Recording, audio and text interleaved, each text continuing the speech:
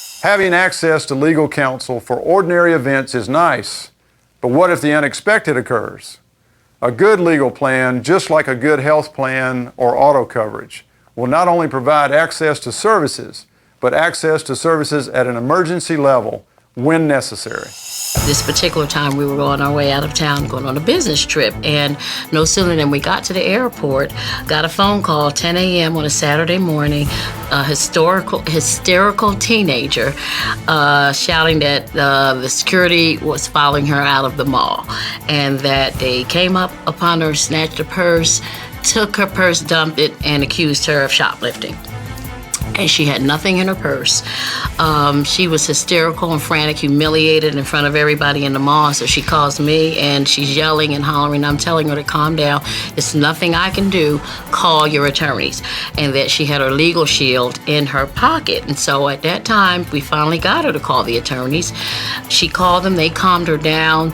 They talked to the security at the mall, and they walked her to her car, and they were very apologetic. I got a call one night about 3 or 4 o'clock in the morning. A young man, he was about 23, 24 years old. He'd been stopped by the police because he had neon running lights on his car. So I took the call and I ran down the hall, so I didn't wake up my wife. It was 4 o'clock in the morning. And he said, look, they've stopped me for neon running lights. They want to search my car.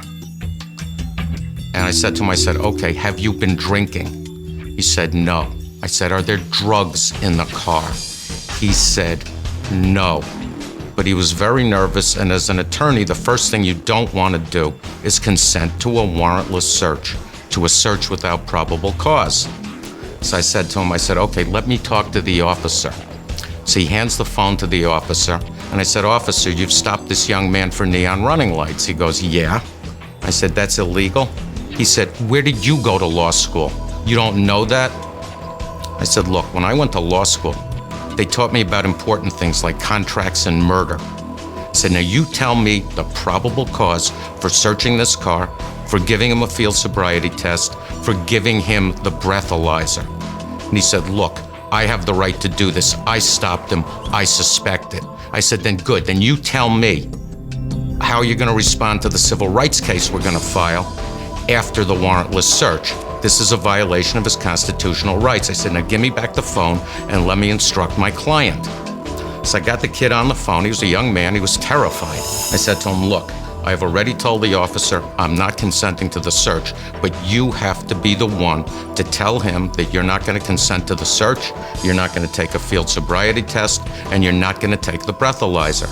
At that point, the young man sounded kind of distracted, and I heard him say, thank you. And I said, what's going on? He said, the cop just gave me back my license. He's walking back to his squad car.